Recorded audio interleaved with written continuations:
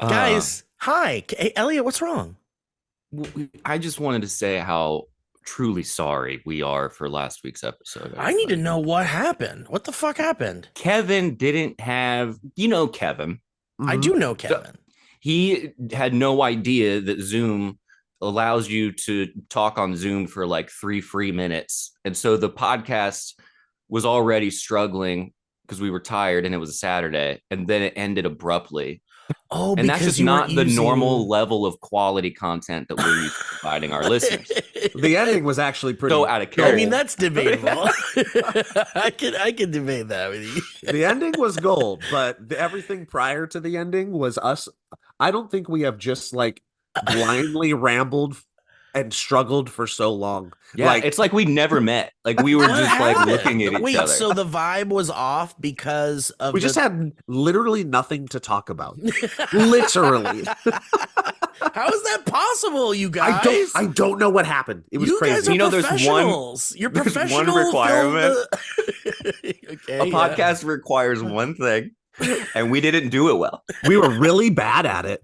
Don't feel like watching movies, so I'll watch people guess them instead. I don't know how it goes, I think it starts with your. So the bar is really low for this one, is what you're saying. We're gonna have a good time. Yeah. We're already better. The commentary that we have provided on our shit podcast last week is whatever it is 3,000% more commentary than anything we provided last week. Oh, what the fuck? We should just do commentary over that episode right now. We should listen to it and then comment on it. Oh dear. If Why'd you say consider, we've been talking to each other every week for the past like 5 years or something. We're gonna have some episodes where there's just nothing. Yeah, But it's honestly, still not an excuse. I mean, I'm so yeah. sorry. Well, I can't think of that many episodes off the top of my head that felt like, oh man, that was trash.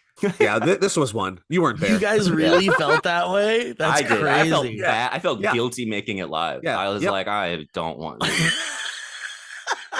I felt guilty making it live. Immediately, right after we hung up, I texted the boys and I was like, "We need to title this. I'm sorry."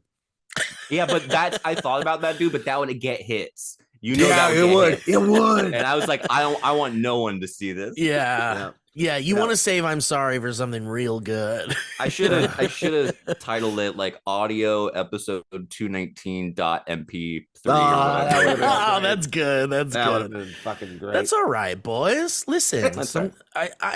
you know, but between the two of you, I expect at least one of you to be able to, like, No, not last week. Nope. carry the No. team. We were just looking at Kevin like, you gotta get us out Dude, of what do this. you got? And you know Kevin's the MVP of the Valleyfolk, always has been, to the point where like he Sure. gets storytelling. He does, and he saves us sometimes in these conversations. He'll feel the lulls and he'll be like, "Here's a Kevin Plachy, Yeah. softball." Nah, Kevin shit the bed too, man. Wow. Just we were swimming in our bed, and our bed was full of shit. We shit Well- the bed collectively. The stink is still there. I'm pretty sure the Patreon is struggling as it is. It went down. because of that episode. I It think we went actually even owe lower. Patreon money now. I think it's negative. We owe people who listen to it $1.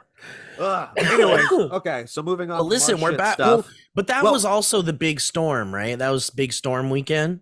Doesn't matter. Or were you guys scared of it? If it was, we would have talked about it, but Mhm. we didn't. Well,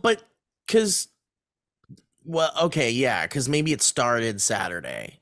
It's literally irrelevant. No, again, it's relevant because Kevin's life was destroyed in the rain. his life was not destroyed yet. It was on. That's the what I'm cusp of saying. being Like, if it destroyed. had, then maybe that explains Kevin's offness. But what do you? Oh, what's your guys? Yeah, sorry, listeners. We forgot to tell you, Kevin's dead. yeah, yeah. He was in hospice during that episode. We forced him. Well, guys, I'm sorry. I wish I could have been there to No, you don't. try to Nope. liven No. the mood a little bit. You did everything you were supposed to do, which was not be there. Not be that, man. I guess the universe said don't do it because these vibes will be way too off and it'll open a hell mouth underneath where the Valleyfolk office was. Speaking about group funding, real quick shout out to DJ and Steve, who are currently crowdfunding over on Kickstarter. DJ's project what's it called? Gunplay. Gunplay. Yep. I think he might have got to the fund already, but the more people that contribute to that, the cooler and longer and more awesome they get to make the movie. So please head over there. Steve is in it, Whitney, Bree, other Roxy is in it. And then a bunch of other really cool looking, good casting choices that I don't know who those people are. I know, but it's a nice, diverse, handsome cast. And check out gunplaymovie.com to support DJ if he hasn't hit his goal yet. I'm actually not sure. He sent me a few emails and I just send them right to the trash can when I get them. Yeah, absolutely. Because, understandable. And then I have another. Blah is what it is what it'll say. And then after doing that, go over to the Kickstarter for Villains Inc., which is a project that I'm associated with. Yeah. We're trying to get that movie into theaters. It's produced by some of the fellows that we competed against on Bring the Funny, the JK Studio guys. And somehow they're not sore about it.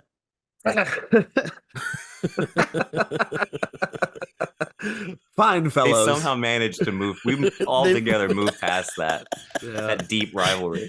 That's so funny.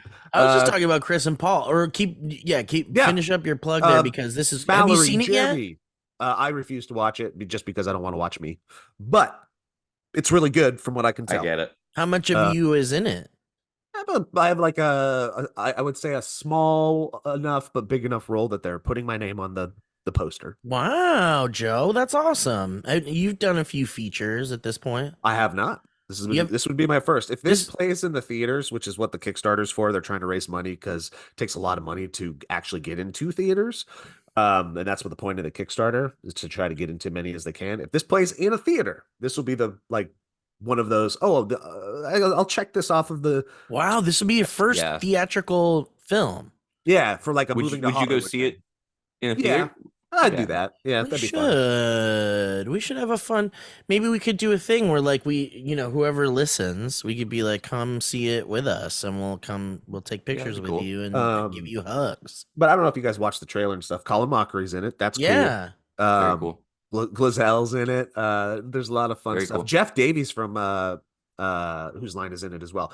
But yeah, these are a group of people that I go up and I work with all the time. They'll call and they'll be like, "Hey, we got a project." And I won't even read the script, and I'll go up and I'll be like, "Yeah, I'll do it." Yeah, because they're fun, great folks. I just like hanging out with them. I like a free trip to Utah, and this was one of those things. And then once I did it, I was like, "That was fun." And then I came back. And then 2-3 years later, because it was made during the pandemic and there's a bunch of starts and stops, they're like, "Here's the trailer." And I watched it and I was like, "Holy shit, you made this looks like a movie. This looks like a movie," which is cool. So, that's awesome, man. I love it when we have friends that are like, "Fuck it, we're just going to make movies." Yeah. And because JK, well, I want to call them JK Studios, but they're not anymore. But the folks of JK Studios have all been working and making stuff for a long time, and they haven't stopped. It seems like. Well, everybody's just I always go back to what Elliott told us that Joel told him, Joel McHale, which is this whole fucking entertainment industry. It doesn't matter if you're super successful like Joel, like it's always a hustle. Like you're constantly working towards the next project and hoping there's a next project. And they're in that boat too. They're just like, they make commercials, they write scripts, they just do whatever work they can do, just like we do whatever work we can do to get by. So, wow. Well, I always respect the artist's hustle and especially when it's friends who are working real hard too, because we care a little bit more.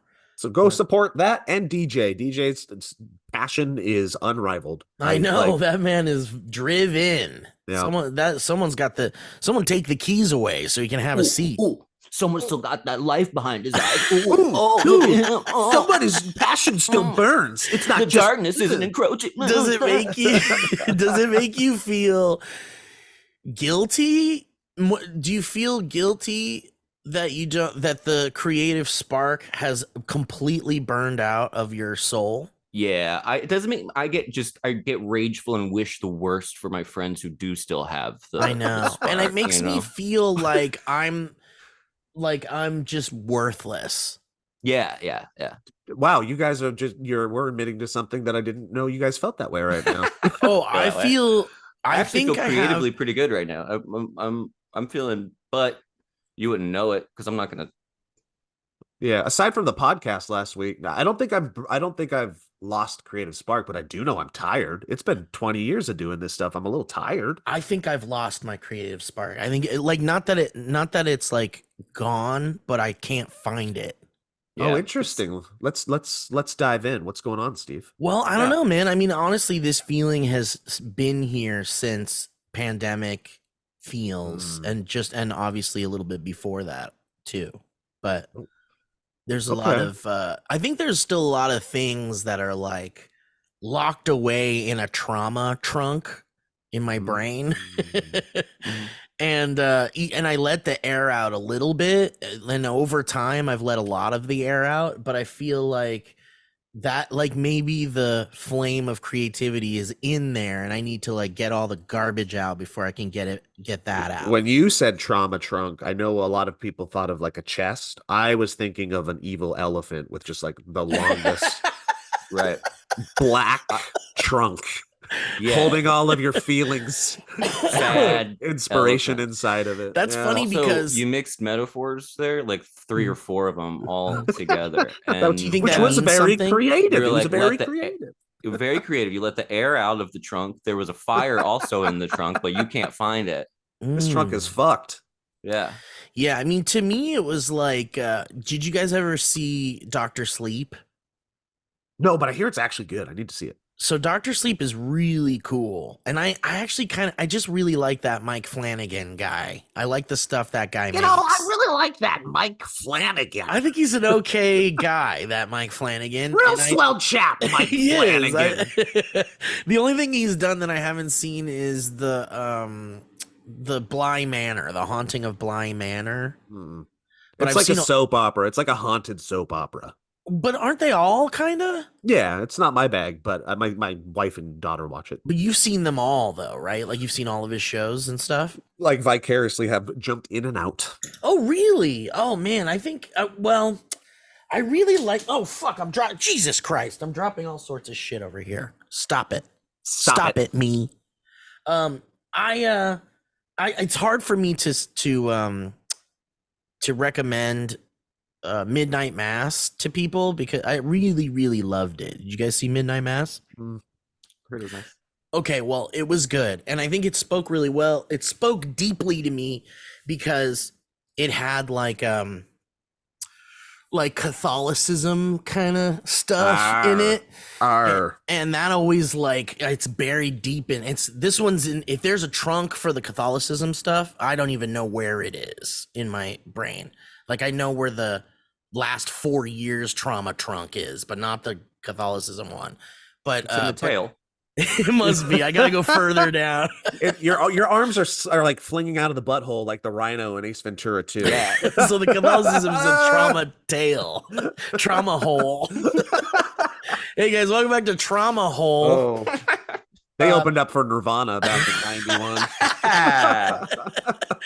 But anyway, I loved Midnight Mass, but it's hard to recommend because it's like, I think there's parts of it that felt like the religious stuff was like kind of cool. But they took a really simple concept and they connected it with religion in a way that I guess I didn't really connect in my brain. And I was like, oh, this is so good. In fact, fuck it. I'm just going to spoil it. No, I'm not going to spoil it, but I'm going to give you a little.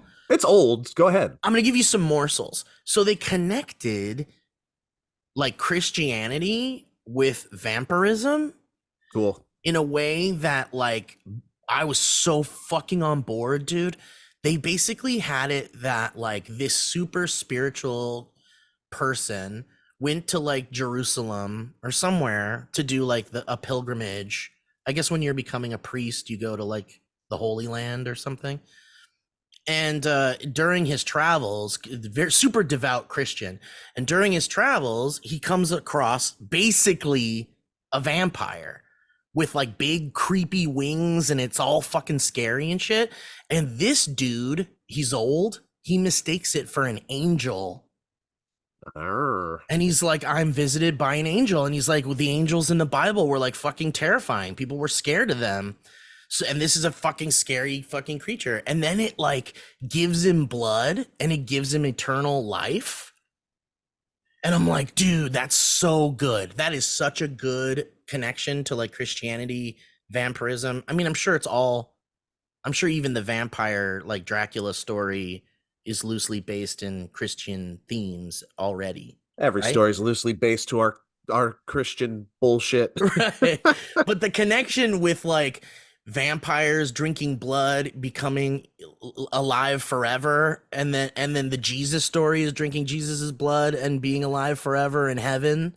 It's like, whoa, what the fuck? They're both obliterated by the sun. Like, yeah, Jesus can't be in the sun. Exactly. That's why he's in a church all the time. That's why he died on the cross, because it was outside during the day. In the sun. It was in the sun. Did you know that? Hot. Anyway, but super tangential. So Mike up on that hill. Oh, he's not gonna make it. It's hot up on that hill.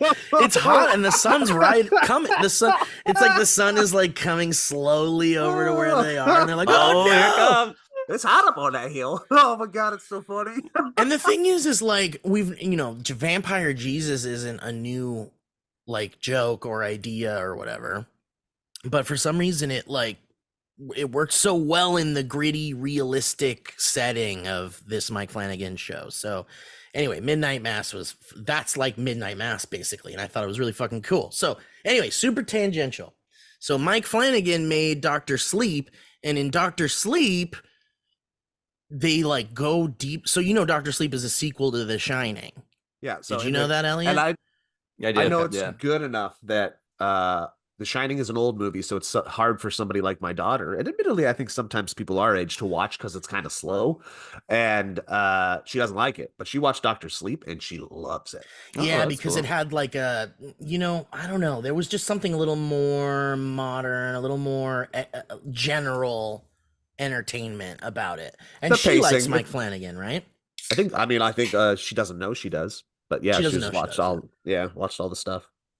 Anyway, so in that they talk about the shining power and how you can lock things away into like a chest in your brain using the shining. It like really delves into the shining more, which I think is really fucking cool and done very well. And so that's what I was picturing in my head when I was thinking of like the trauma trunk, which is like it was a big chest like in Dr. Sleep, not a fucking elephant, Joe. Well, your brain is wrong. It's an elephant. Wow. That was truly so tangential, Steve. Wow. I feel like you took us on a walk through the park back to the starting location. Yep. And I forgot where the starting location was. And That's right. It looks new now, but That's right. Truly was like going into the forest and like, oh my gosh. That's right. I wanted to take you through a visual. I was like, where's this going? I wanted to take you on a visual walk, a visual journey, an audio visual journey. And we got, I know what you mean. Yep. We got It's Hot up on that hill out of it though. So yeah, we did. We're in a good place. Anyway, I think all I got out of it was go see Dr. Sleep and maybe watch Midnight Mass if you liked it. Oh, also, one last thing about Dr. Sleep, director's cut. Good stuff. Just don't watch the theatrical. I don't know. Just watch the director's cut. Director's cut was good. It's a little longer, but stick around. Small tangent off of this, then we'll get back to going deep dive into your brain and subconscious, Steve. Speaking of vampires, I rewatched 30 Days of Night this weekend. Interesting. Really fun movie. I thought it was done very well, and I would suggest rewatching it if y'all want to watch movies. And I really appreciate Josh Hartnett as an actor. And I'm glad he's kind of coming back. Good. I also am. I like him a lot, and I find him enjoyable in everything I see. And I think he elevates the projects he's a part of. And I particularly enjoyed the Black Mirror episode that he did with Aaron Paul. Oh yeah, that was good. Also, I will say, on the note of repression and things like that, and also connected to entertainment, have you guys watched Dream Scenario? Yes. Okay. No. I loved it. Okay, I gotta watch it. Gotta watch it. I loved every second of it. I loved it deeply. I loved it, but there was a disappointment growing in me as the movie went on. Mm-hmm. That you saw where it's going. Well, I know, Oh, that one. Yes, I want to see I that. kind of Yes. never do that. I kind of never see where something's going, I think, which is why I love movies so much. I can never be like, oh, I know what's going to happen, and then sit there in my smug shit until it happens. No, not that guy. The growing the growing disappointment in me in that movie came to a head when I realized that we weren't going there. And then I accepted it, and then I enjoyed it because I love Nicolas Cage and I love artsy movies, and I'll eat it up. But what I was disappointed about was, because you guys know, audience, maybe you don't know, this movie is about someone who is appearing in people's dreams for no reason. Great premise. It's just really like everyone's dreaming about the same guy, and he's somehow. a normal everyday dude that is not like spectacular at all. Mm-hmm. Yeah, and you're like, that's really bizarre, and so it just kind of plays on that, like what happens when you start to see this person that really exists, that is a mundane person in your dreams, and what does that mean? And the commentary is cool, and the subtext is really cool, and I like the whole concept, but. Did you know that it's based off of an actual meme? Yes, like I guess loosely, yeah. The guy, the face, the face that people have claimed they've seen in their dreams. Did you know about this, Joe? I think so. I think I see where you're going with this, Steve. Yeah. So, because I remember when I first turned it on, being like, I think this is like inspired by the meme. Yeah, at least inspired, I guess. At this point, but did you think it was going to incorporate that more directly? I thought that it was that would have been cool. That, and I was like, because that's scary. Like that meme is scary. It's not like a funny meme. It's like, because the face is like kind of bizarre looking. It doesn't really. You've seen it. You've seen this face. It's kind of like a drawing, and they're like, this guy appears in your dreams and you don't know why. And a lot of people have also seen this same person. So I thought they were going to build on it being kind of like maybe like a scary supernatural thing, but instead, and actually at one point, I think they did mention it. Do you remember? There's like a scene in the movie. I don't remember them mentioning it. There is a scene in the movie where they're like, damn it. I remember it was like, it was a real loose mention of it. It was like something's on the internet about this face or whatever. I don't know. But I was disappointed they didn't go there with it. But it means that there's still an opportunity for them to do a movie about the scary version. Okay. So it seems like it's more in the realm of a Will Ferrell's Stranger Than Fiction. Yeah. Yeah, it's not scary, but it's like really interesting and fun. And Nicolas Cage is Nicolas Cage. I know some people in my friend group were disappointed that Nicolas Cage didn't go full Nicolas Cage and seemed subdued. But you mean he was actually being a normal actor in this? Well, and I'm like, I think there's more subdued Nicolas Cage movies than crazy Nicolas Cage movies. Agreed. Elliott, where were you thinking? Don't hang out with them. Get better friends. These aren't your real friends.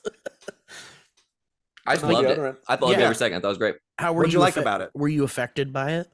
I like the dream stuff, and I think it's very clever to see the way, and it's more about social media and the fickleness of fame than it is the actual dream stuff. And I just like the parallels and the way that you see as it goes on, the progression of love to hate that outside people can have, and it's very like relevant, I think, for a modern time. So it followed the we love being going along with somebody's ride and ascension to notoriety, but then when there's a certain equilibrium point where then we want to see them fall.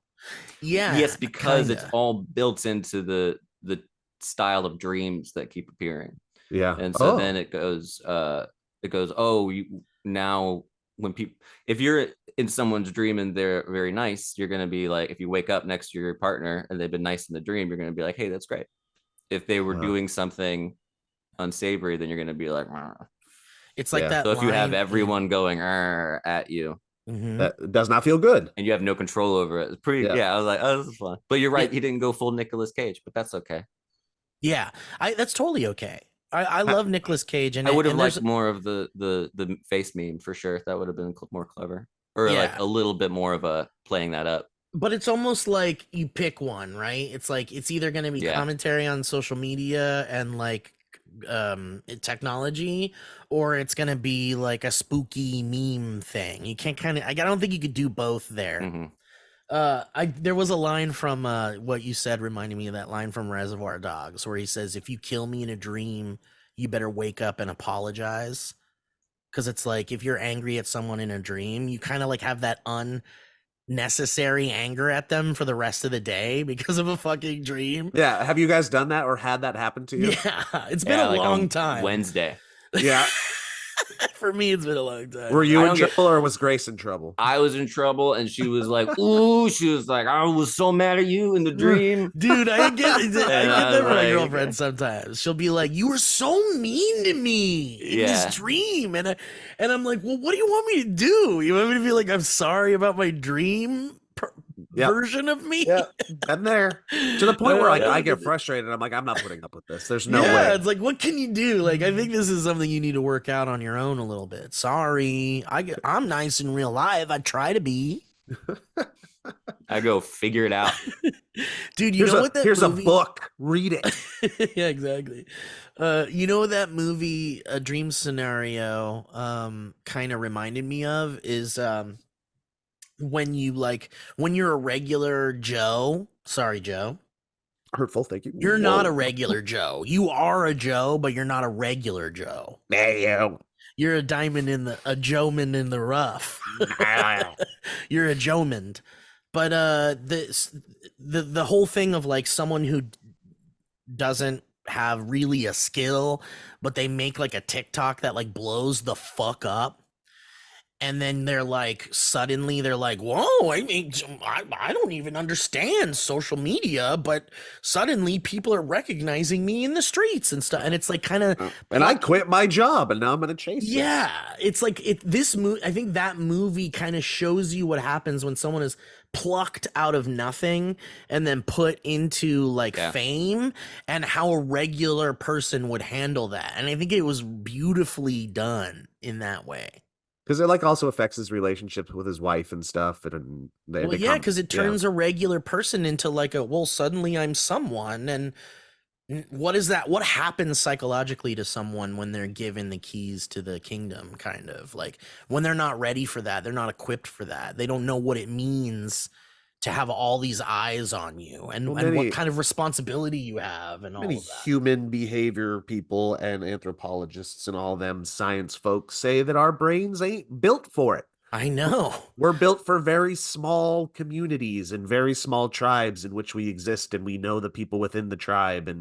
And when you start getting known on a global scale, fame is not good. Fame is not good. It's kind of interesting, like when you think about, because I do think about that from time to time, Joe, the idea of like early humans and like the responsibilities of early humans, like involving your community and your family and taking care of them, and also taking like living as long as you can. And then you like add all sorts of like the futuristic things like, on top of that. Throw some concentric circles inside of the things that you're supposed to care about. We've talked about this before, maybe online or offline, but like the problem with internet fame, the problem with fame in general is that you got the middle circle, and that's you. And then right around that circle is your family, and your friends is the next circle. And those are the things that you should care about, right? At the end of the day. Mm-hmm. But then you start getting these other circles that are coming in. Outside fame, your office, validation your from politics, people that live in Argentina that watch your shit, that you're looking at the comments, and then you let those outer rings really start to influence the decisions that are in the inner rings, and it totally obliterates you. It starts like poking holes, and the rings start to. It's what happened to YouTube 1.0 creators, like when they all started falling apart in like 2014, 2015. Yep. We were sitting there watching the rings break, because there was so much outside pressure. It's like when you go in the ocean, and the deeper you go, like it starts to cave in on itself. There's just too much pressure. So then the inner rings, I think, fail and falter, and it takes a very strong person. You gotta take your PlayStation controller and you gotta go. You gotta go back up when you start feeling that pressure, because otherwise you go crumple, and then everybody goes ha ha ha, and that's no one wants to end that way. But we have to like. Oh yeah, sorry. Go ahead. I met with on Joe's note, a creator who is part of the younger generation. You're familiar with these folks. I saw him walking around here. I won't mention his name in case, because I'm going to say some stuff we talked about, but we were comparing kind of, I was like, what is it like? Like, how do you do this stuff? How do you make YouTube videos? And I think this guy's great. And he was just like, it was the same thing that we've all kind of gone through with the amount of numbers, the size of numbers, and the way that like he's like self-aware enough to know that the tie to the quantity of numbers dictates how much he feels about the quality of what he's done, and he can't shake that. And if it doesn't do well, he sinks into like this cyclical kind of darkness, and then he has to kind of climb his way out of it. And I was like, yeah, man. I was like, I don't think that ever goes away. So it's the same. It hasn't changed. Yeah. And he's like, it's like he knows it, and it's just like there. And you're like, yeah, I guess that's just part of it. Well, it makes me think like, when people say like Ian Hecox is who it was. It makes me think That's about. So funny. It makes me think about. You're talking about young men in the. That's so funny. Because Ian's like what, 22? Yeah, about 22. But like, it makes me think about like, maybe we're not psychologically meant for this kind of thing, and maybe we're not psychologically equipped or meant to care about all of these things outside of those little circles you were talking about, Joe. But also, it's like there's that whole grass is always greener thing, and there's that whole like, well, now that you have it, you kind of miss the old thing, and there's all these like other human emotions that like crush you while this is like kind of happening. And then it's the realization that we need to adapt. Like society is escalated and it's going, and either we need to adapt or we go back to monkey, right? Like everyone talks about, oh, we got to go back to monkey. We're all just a bunch of famous monkeys. But people talk about like, let's go back to monkey. Let's go back to the trees. Let's go back to the jungle. Like, you guys have heard this meme, right? Like people are like, forget about society. Let's just like be monkey again. And it's like, but they're called libertarians. You're gonna have a lot of monkeys that are like, get out of here. We don't want you here. You guys ruin everything. But it's like, you think about the early humans, and it's like, okay, let's say for centuries or whatever, hundreds of thousands of years, people were like family and friends and life and food and eat and don't die. But then there was that like one individual that was like, there's got to be something outside of this, right? Like there's got to be, like, we inherently can't help but be like, we have this monotonous, like harmonious life, but some fucker is going to wake up and be like, but what about bills? What if we made bills? You know what I mean? Like there's always going to be some kind, like we're in the pursuit of change and progress. But so many of us are like, how easier would it be for humans if we didn't have all of those things crushing us? You know what I mean? Like it's like a constant kind of like battle of like, well, maybe we weren't psychologically equipped to handle all of these things, but here we are. And if we didn't, what's the alternative? Yeah, it's a lot. But then we're talking about like convenience versus progress versus, which Elliott has talked about before, with how convenience is kind of killing us. Right. But there's nothing we can do about it, because it's just like, right, we're just like we're just on the highway of society, and we're in a bus, and we're not in control of how fast it goes. Well, back to the artistic side of what we were talking about, Elliott, and you, when you had that conversation with Ian Hecox. I think it all goes back to, I think it obliterates the why. It obliterates the why. Why do you do it? Why did you do it in the first place, right? And then you go, I'm going to touch on the Rick Rubin, right? Yeah, school of thought in his book, where, you shouldn't be creating for anybody but yourself. Mm-hmm. Creating for, he gets a little bit more spiritual in it, like the God of the situation. And then if other people like it, great. But if they don't, fuck it. But the numbers obliterate that type of viewpoint. It obliterates the why. And then I'll go back to Jonathan from Queer Eye, who I've been watching recently too. He talks about it in the same realm of self-love and beauty. And Jonathan's the one you went with, huh? Yeah, because he was talking about like more of an Anton person, but that's fine. I used to be. I'm more of a tan person these days. Interesting.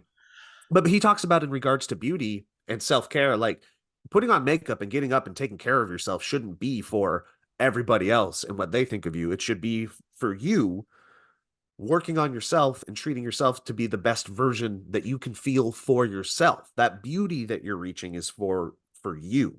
Yeah. And we are forgetting that a lot of the motivation should be about the why and the why, but we forget why at the end of the day. I mean, and then we are a society. I mean, at least this industry, we're obsessed with success and stability, financial stability and things like that, and we're worried about it constantly. And then so it like conflicts with the like do it for yourself thing when, like you said, the numbers don't quite reflect the success of things like that. And it's like every once in a while something slips through the cracks and it's someone who made something for themselves and it blows up and it's really cool, and that's like inspiring and awesome. But it's like really hard in a sea of content, in a sea of stories and entertainment, to be an entertainer and be like, I want to make something that like changes the world. Because it's like, man, I don't know. You might not be able to do that. You might be able to like make yourself happy and make your friends laugh. And at the end of the day, maybe that is more important than financial stability. That's why you started doing it. I guarantee that's why you were doing it, Steve. Well, to me, it was like the confidence in myself wasn't fully there. It was more like people going like, man, you're too funny to be taking my money for a video game. Like, you need to go do something because that's funny. And so that built up enough for me to be like, okay, I'm motivated to like pursue some kind of. So going back to your creative spark, do you think that maybe opening up that trunk is, it's less on the bigger scale, and what can you do on the small scale to satiate that flame? Yeah. I mean, we've for the three of us, for example, we've all run the gamut of like big ideas, small ideas. Like I mean, I obviously there's still time. We are young, we're not that old yet. I like to tell myself that. Yeah. But we've made small things, big things, whatever that means. And we've seen the results of those things to varying degrees of success. And so it's like, sure, could keep making small things for myself and see where that goes. Could put some more effort into a bigger thing. Let's see how that goes. But the like uncertainty of it is soul crushing. Going back to Joe, ironically, I did mention that Rick Rubin book because I've been also making my way through that finally, and it's really great. The Creative Act, A State of Being, clever title. He talks about how the stages of starting something, finishing something, and releasing something are typically the three spots where people get most stuck. And you got to go do something else. You got to decide what to do. You have to complete that project, and then you have to put it out there so you can go and move on. And it's like, it's so simple. And it's right there. I could do this. I could do this. I could do this. And it's like, just do it. Like, well, obviously we're in our own ways, right? And then we see people like DJ and Joe, your friends that made that cool movie that they're trying to get into theaters. And you're like, man, those are the people that like work over the hump. It's like if you're climbing Everest, you could like look up and see the people that are like really close to the top. And you're like, man, those people, like, they got over that part that's like, I'm scared of getting to the top, or I might not make it to the top. And so it's like, I have so much respect for people that have the motivation to go beyond that, Elliott, beyond those like starting it or finishing it or following through or whatever. It's like, really, it's so interesting how it's right there. We're just in our own ways most of the time. Well, yeah, because again, back, the why gets blurry, and the motivation and I guess like where it ends up, the end goal gets blurry as well, because of course DJ wants that project to become fucking his avatar, right? Like you want it to in the end, but I would be willing to bet he's not thinking about that at all. He just wants to make his movie. Like he just like, I just want to make this. This is the thing. Of course he would like to get as many eyeballs as possible, but I guarantee at the end of the day, really all he wants is I have this idea, I made it work, I worked hard, and I got it done. And if you can do that, and you can lose yourself into a project like that, and try not to be too motivated by the false validation of numbers, which ends up being real validation at the end of the day in some ways. Then I think the spark can come back a little bit. Yeah, and I hear drugs really help. Yeah, dude. Some of them, and not the ones that we've been talking about. Well, this right here is a book pharmaceuticals, called, maybe is what a classic, Realms of the Human Unconscious, which is observations from LSD research, written by Stan Groff. Is this a new book? It's actually pretty old, but it's got like a new update or whatever. But it goes back to all of his and the kind of history of things like LSD in America specifically. Dude, that's so fascinating, because the LSD tests they did on people when they were like way in the thick of it is like really interesting shit. And it comes down to people in power being like, oh shit, this is unlocking like free thinking in a way that we can't control. Let's stop this right now. I like the idea of your LSD book being like squeezed right next to your other experimental 60s book of like fun with lobotomy. Lobotomy and you. Phrenology for dummies. How phrenology is real science. Lobotomy, lol. That's so funny. I love that. Yeah. Like butt chugging. There's like a book from the 50s. And then I got the butt chugging journal. It's quarterly. Yeah. This is written by Dr. Stanley Schimmel. I got a peer-reviewed article. What is it? It's coming out in butt chugging. Well, the government, they got a bunch of military guys and they tested out butt chugging with them. And it might literally just read it. You just have to read it. It might literally be like in the top 10 of two words being next to each other. Like the best. Yeah, phonetically, it's very nice. Yeah. Butt chugging is chugging. It's so funny. If we still had a studio or a production schedule, I would hard pitch the butt chugging like sketch that shows like archival, that archival footage of like the military guys like tripping out on acid, like this. It would be that, but it would be guys butt chugging like. That's so funny. I follow these. I don't know if you guys have heard the podcast Conspirituality, but they follow. That's a good title. Damn it! It's really great logo too. Not better than Void Hole or whatever or what Trauma Hole. Trauma Hole is pretty great. Yeah. There's also like I'll follow these influencers. They follow basically like wellness influencers that use really just crazy, unfounded, unscientific ideas, promote really like crazy conspiracy theories basically. And they started it because at the start of COVID, they noticed that all of these wellness people were kind of going down this really strange, very extreme route with everything. And as a result, I see these TikToks, and one of them is this trend that's going around right now called coffee enemas for wellness. Dude, I've heard about this. Yeah, and people are taking coffee and putting it up their butthole, and they're butt chugging. It's butt. Yeah, coffee. Or what do we call like? We'll find it. Yeah, coffee chugging. Man, I got butt chugging coffee is just right there, but it's not very catchy. It doesn't work as well. Yeah. I don't know. Well, I guess butt chugging is an umbrella for all sorts of liquids. If any chug that you do with your butt is butt chugging. Exactly. This is a specific branch of butt chugging. Right. We need to branch out. We need to expand butt chugging to other liquids to mean other liquids. Yeah. But the coffee enema is kind of an older thing, right? Like that's been around for a while, I thought. Okay. Yeah, they just went into the science of it. Like, there's nothing that supports this being a good idea. And it's all these companies being like, we're pretty sure it's a good idea. And we're going to tell people about it. That's very funny. How deep into the LSD thing are you? Not at all.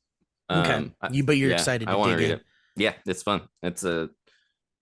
Apparently it's like the reviews on it are crazy. They're like, this will help it make sense of people's weird, crazy experiences. And Groff's a cool guy. It's interesting because there was all this fear mongering that came from the LSD thing, and also with weed and stuff, with like psilocybin. Yeah, and psilocybin, and you, what was that movie, Reefer Madness, that was like made especially to like scare people into not even thinking about weed, essentially. Oh, wow. And then it's like the fear mongering from like, you know, doing acid, you could ruin your brain forever, your brain chemistry changes, you become a vegetable, whatever. It's like it scared people enough to not be interested or curious about it. But all of this microdosing stuff that's like been happening in the past like 10 years or whatever suggests that if you take just a very small amount of these things, the changes, that the positive changes to your brain chemistry or whatever are possible without this extreme fear of like losing your consciousness or something. And I'm curious to see if this book dives into that a little bit. Oh, jeez, Louise, it is hot up on that hill. Oh no, Elliott, are you a vampire? Oh, am I a vampire? Or you're just watching? Start a religion? I'm curious. All right, listen. Please fill us in on that with the things you learned from that book, because that's very curious. Cool. And I would love for the advancement of mental illness, issues with mental illness, to be solved with things that we've had that we have, psilocybin, things like that. It would be really interesting to see that science is like, yeah, we all agree. Like if we, you know, there's microdosing of these like scary drugs that can actually like change your life in a really good way with like no side effects and shit. Like especially not the pharmaceutical grade side effects. Mm-hmm. That would be really cool. That's something that I would cross my fingies about at night before I go to bed. You you kiss the tip of the fingertips. Yeah, because this is a cross my heart, I hope it happens, and the kiss is just sealing it. I like that. It's like the Jewish tradition. Before you're born, an angel takes their finger and kisses, and that's what you get, the little mark. Aw, that's what that is. Oh. It's an imprint, it's a fingerprint of an angel when they kiss you just before you enter. The soul enters the. Or who kisses those lucky people that get the butt chin? Who kisses the Watchman? It's Jay Leno. Jay Leno's the one that kisses the butt chin. Hey, I'm gonna give you one of these little butt chins. Guys, can I so we should wrap up here, but I do want to share with you something that's like really been fun for me in the past week or so, and you guys can share something too. In fact, is there anything that you've been doing or watching lately that has really that you really like right now? Actually, very quickly, Joe or Elliott. I liked 30 Days of Night. I have been really enjoying the new season of Queer Eye. That's it. That's all I've watched. Grace and I watched the Spider-Man movie, the new animated one. We found it to be too long, and then we got a little high, and we ended up watching an hour and a half long first-person tour of Icon of the Seas, the largest cruise ship in the world. And we were utterly captivated by it, at the point that like we were gonna even turn it, like we couldn't turn it off. We were like, don't touch the remote. Let's just keep watching. Let's just see where they go next. Unbelievably good. And so we've watched all these travel videos of just this one ship that that ship is disgustingly big. Yeah, it is. Offensively large and completely fascinating. Yeah. Like I've never seen anything like it. How many people can fit on it? It's like it's like a billion. It is so it's like big. A whole country of people can fit in it. They have an ice skating rink, surf. I mean, they have everything on that ship. What the fuck? And they have a full-size theater, full casino, full everything. So these are fully staffed too. Like, so the staff, like, what's the size of the staff on this thing? Like hundreds? Yeah, it's thousands. Icon of the Seas. Thousands? It's called. Yeah. Yeah. It's got 20 decks with 7 swimming pools, 6 water slides, and can have a maximum capacity of 7,600 passengers.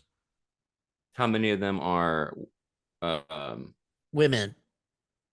Yeah. Just for how many of them are women? Just for my knowledge. How much is the workforce? How many people are in the workforce? It has a crew of 2,350. What the fuck? So that's one crew member for every 2. I don't know how the math works. So basically, that's one crew member for every couple that's on the. Do those people? Does the workforce? Does the crew? Well, I know that the crew is kind of like a more general term, because the crew is also the people that make the ship work.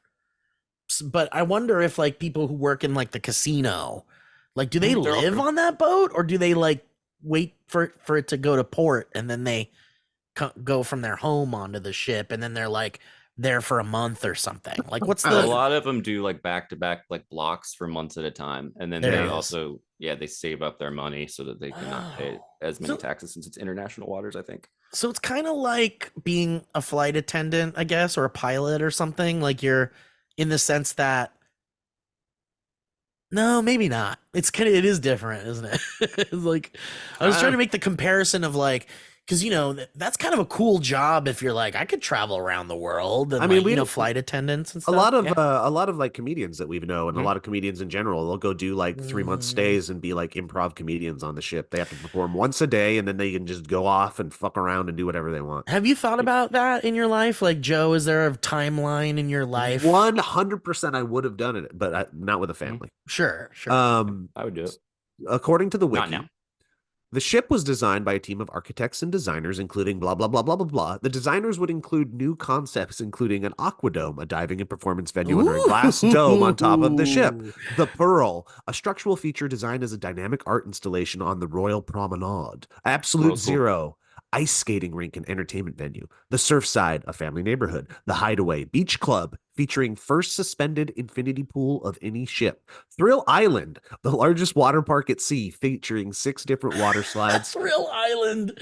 Swim and Tonic, largest swim up bar at sea. And it boasts, the claim by the company is that the ship has the tallest waterfall, tallest water slide, and largest water park of any ship. Well, I kind of, now I want to dig into this. Now I want to like look into cost about $80,000 a week.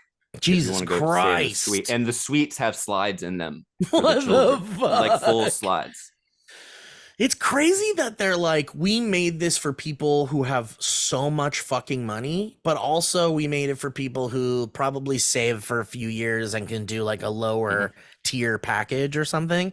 But it's interesting that how much of it is serving to people who have a lot of money, which means that there are enough people with a lot of money that might do that to the point where they built it and we're like, let's go. It's fucking crazy. Isn't that crazy? Think about all the money that comes through there. There's a crazy photo too of this ship. I don't think it's that exact icon, but the new ones next to the Titanic, or like in front, it'll show like the Titanic in front of these new cruise ships, and it's got that thalassophobia or whatever. Things too big. It makes Titanic. It makes you realize that Titanic looks like a tugboat now. Like, wow. The new ones are. That might be the only boat I would ever actually get on, because it's like the bigger it is, the less you are affected by like choppy waters, right? Yeah, they have like stabilizers and stuff, I guess. Yeah. Did you ever play like the Super Nintendo SimCity back in the day, Steve? No, but I knew of it. I was just like, this doesn't have cartoon guys. I'm not into this. Or just SimCities in general. Anyways, this picture of a boat looks like when you build up your community big enough in those games, you can start buying and creating like basically mega domes, which are little cities that you can live in. Yeah. This looks like one of the things that you would purchase on fucking. Yeah. So it has like all the mega city stuff on top of like a boat. Yes. Damn. Yeah, that's crazy. Okay, now I visualize it. Yeah. Okay, I want to share this final thing with you guys. It's changed my life. Ooh. Ready for this? Coffee enema. There's a place in California. There's a place in California called Big Bear. You guys ever heard of it? Heard of it. So I was on Reddit the other day, and someone was like, here's the I'm just going to share the Big Bear live cam that shows you these bald eagles. Oh, no way. Can you send this? I'm going to show it to you right now, and then I'm going to send it to you. I'm going to share it on the show. We're going to watch a little bit of it. And I want you guys to see how incredible this fucking thing is. I have been checking this thing on and off for the past week. I think the first day I found it, I might have watched it for a grand total of 2 hours. Not all at once, but throughout the day it came up to like 2 hours. The main eagle here, her name is Jackie, and her mate is Shadow. And Jackie is a little bigger than Shadow. And right now they have 3 eggs that they are incubating, that they're resting on. Jackie has been sitting on these eggs for a while, and it was during this storm, it was like perilous looking. And there's this camera up in the high trees, and you're just watching this eagle's nest.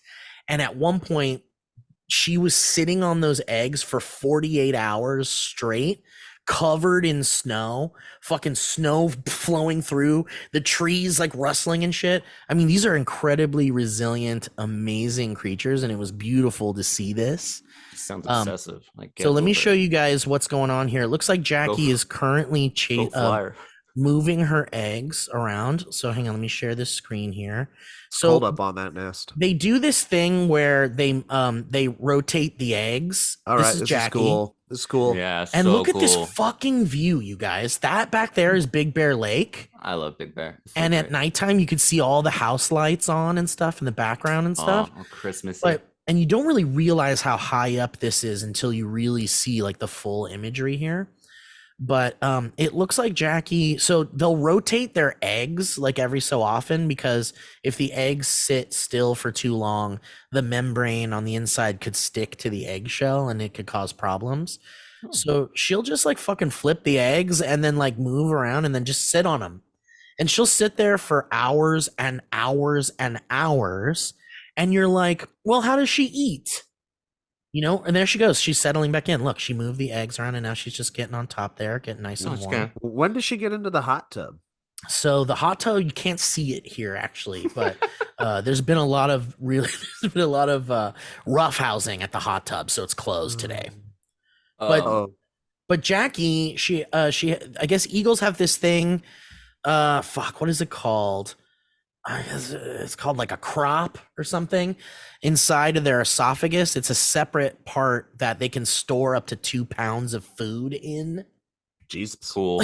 So she can just kind of bring food up from the crop or whatever and eat it. And check this out. This was a really wonderful thing that made me feel love for nature in a way that hasn't in quite a while. Her mate, Shadow, he'll come around from time to time and check on her, and we'll even sit on the eggs for a time, but he'll bring her fish to like eat because she's sitting there on the babies. And I guess that's kind of unheard of. Like they don't, like the mate will not bring like food really while they're like sitting on the eggs. And so it's almost like it's Shadow's stepping up. They love each other. Like Shadow loves Jackie and cares Shadow about ain't her. one of those 1950s eagles. He's a little progressive. And listen, Shadow might have other ladies in the wings. We're not gonna start talking about Shadow in a way that's gonna. You don't know if he got a place of employment that's gonna get back. And there's we're not following Shadow. We don't know what Shadow's up to. Shadow can do whatever Shadow wants. We don't want to assume. All we know is that Shadow brings back the food. But Shadow brings food for Jackie, and it's so cute and sweet. And she just sits there, dude, on the eggs. She loves this. And it's just really cool. And it was really amazing to watch while the weather was fucking insane. And yeah, this is basically what it is. But if you go to the channel, it's Friends of Big Bear Valley Cam, FOBBV, Big Bear Bald Eagle Nest Cam, for those of you that want to see this. But if you go to the like site, you can see there's like clips. They like put clips. And here's like, I want to see a shot of like Shadow here. Let's do, okay. So it is based on latest. So yeah, this was like, here's some footage of Jackie, like in the fucking 48 hours of like being in this fucking frozen nest. I mean, and look at this. Isn't this crazy? Like, and people in the chat, dude, the chat is awesome because they have like these people running this and they're saying they give you all sorts of eagle facts and you get to learn all of these things. And a lot of people will say, are they freezing? Are they cold? How do they survive? Like, do they need, like, oh, I just want to go give her a blanket or something. And it turns out, you know, eagles have been doing this for thousands of years. They're resilient. They survive through these harsh conditions. And they're just kind of like made different. They can like do this. And they're delicious. And they're so fucking good, dude. It's like chicken, but greasier. I know. And I love how they look angry and scary. Well, as I was going to say, eagles just look like they're constantly judging you.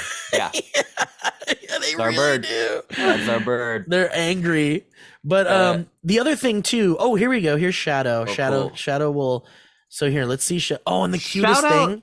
Shout out to the webcam. Usually these webcam view things are crappy and choppy. This is pretty good. It's so good. And here's the night vision. And the coolest. So the reason why I love this so much is because it's like, this is a unfiltered view of nature. Like, these guys don't know we're looking at them.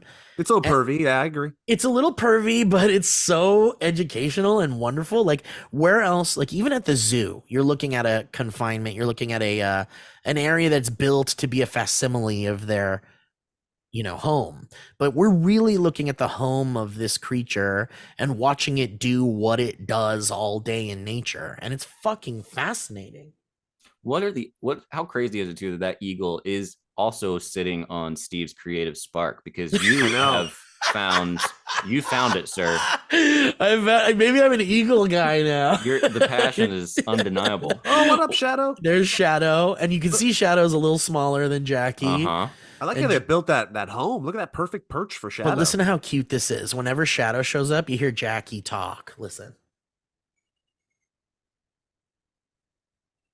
Isn't that adorable? Okay. She's like, hey, honey, hi. They're like literally talking to each other. How fucking crazy is that? I think it was like 2 or 3 years ago. I was out around Christmas and out in my brother's place in the backyard, and a bald eagle came and sat on the tree. And when that happens in person, it was like a moment where everyone's just like sacred, where you're like, oh my gosh. And you're just like staying perfectly still, because they're just utterly, they're beautiful, and they're just beautiful. So powerful looking. Like, my goodness, they're look at this huge. They're huge, and they're terrifying. Like, those things can rip your eyeballs out. Yeah. Especially there's a Nate Bargatze bit where he talks about bald people and how they shouldn't be around where eagles are, because they will mistake bald heads for rocks to break things on, because they use rocks to like break open certain things. And so it's very funny. But yeah, they'll if you're bald, they'll crack your use skull. Your head like a fucking rock. But anyway, isn't this awesome? So yeah, you guys should check this out. It's just, and they have very cool. They have donations that you can send to help with the we can send the Eagle kids to college. That's exactly right. Yeah. Well, it's a Kickstarter for their new their film.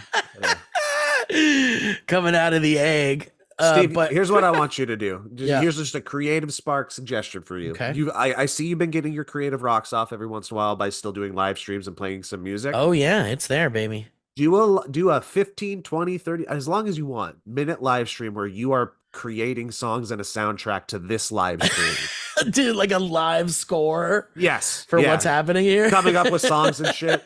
Dude, Joe, you're such an idea guy. You always have really good ideas. I need to come to you for these little sparks, I think. Do it. You and Owen just sit there and make up songs together. It'd be great. That's a great idea, Joe. Mystery Science Eagles. Eagle Science Theater. Eagle Science Theater. Oh, and one last thing for those of you that are like, aren't they freezing cold in this snow? The feathers are just one layer. Underneath there is it's a whole North Face jacket, basically. So the amount of like, I feel like you didn't want to show us the eagles. You wanted to show us your eagle knowledge. Mm-hmm. Are you kidding me? Look at this. Look at how fucking cool this is. The eagle facts that you're dropping. Show me you went and you did a little research. No, I didn't do any research. Look, I'm telling you. Look at this. The chat, the live chat. Let's see if I can pull it up. Hang on. We got to get it out of theater mode. There we go. So there's a live chat that happens. Where the fuck is it? How do we find this? Oh, no, this isn't the live thing. You're watching a clip. Right. That makes sense. That's dumb and stupid. And I feel like a fucking idiot now. Yeah, it's YouTube, Steve. It's YouTube. Here I am trying to share my knowledge with you guys. And I'm a big idiot. Okay, so here we go. This is live. Isn't that fucking gorgeous? Look at her. Yeah. And so in the chat, there are these like mods that are giving you like eagle information like the whole time. Mod Garrett. Right? It says adults may leave the nest seemingly unattended, usually for short periods of time. The nest is oh, here we go. Shadow came to the nest twice this morning to get his time with the eggs before Jackie would get up, but she finally did and even brought Shadow a stick to say thanks for the extra time. Persistence pays. And they're doing like trivia and stuff. That's great. Yeah, isn't it awesome? And the whole time. Oh, and by the way, when they poop, they literally like shimmy their butt over the edge of the nest and they do like a little poop dance. And then they just like literally shit off the nest and then they like shimmy back in. And then they like, it's really funny looking. I love it. Yeah. So anyway, I just wanted to share that. I've been watching these eagles and they're gorgeous. Good recommendation, Steve. Excellent. Yeah. Thank you. And I'm going to share that with you guys so you guys can check in on them. Also, a potentially brilliant business model. Get 7 or 8 live cams, get them all going at the same time at different places, and then just like do some clips. Because that had 250,000 subscribers, but the clips were getting a lot of hits. So there's a business there. I know. I mean, did you see I'm going to set a camera up. You see the coyote, the size of that coyote that was outside my place? Dude, please, you need a wildlife cam. Yeah, it is crazy how much you live. And it was like in our driveway that Goose and Grace, they saw it down there walking, which is scary. But that thing, I haven't seen one that big. Dude, well, yeah, it was a big at least boy. they're not courageous enough to like attack humans or anything like that, right? Like they're kind of like they're afraid of us. Yeah, more small dogs, I guess. Yeah. But dude, if you install some cameras like that Eagle Cam around your property there, you guys could probably get some interesting clips. It's just someone from the internet finds us. Looking right into the camera in night vision. And they do a little shimmy and then they pull down their pants, do a little poop, and then they leave. All right, guys. Well, listen, thank you for joining us on today's show. Hopefully you got a little more bang for your buck than on the last episode. You did. I promise. Yeah. Sorry about that. I'm gonna take it down. You just can't stop me. Just private it. Kevin, thank you for editing the show. We love you. Hope you're doing well, buddy. And thank you to the patrons. And thank you to anyone else who watches and listens and loves it. Anything else? That's it. Thanks, everybody. Please help Joe and his friends and our friends make cool shit. We'll put some links in the description for Kickstarters and whatnot. Joe being in a movie in a theater would be really cool. That'd be dope. Me being in a movie with Bree and Whitney and other people would be really cool. That'd too. Be dope. So let's support independent artists, independent film production, and Eagles. Thank you guys. We appreciate you. See you next time.